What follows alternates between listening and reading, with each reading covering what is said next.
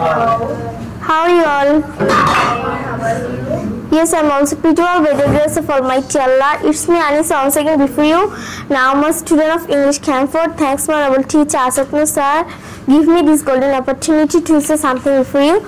So my today's topic is globalization. Let's get started. Globalization is the progress of interconnectedness, interdependence among countries, economies and cultures. It has transformed the world in various ways.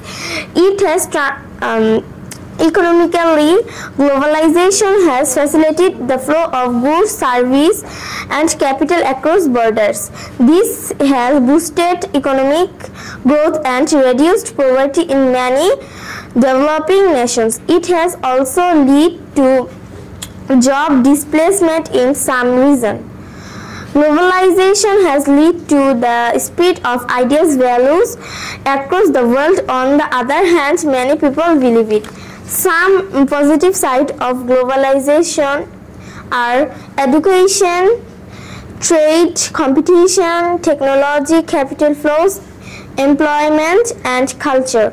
And some negative side is economic inequality, cultural homogenization, environment degradation. Thank you.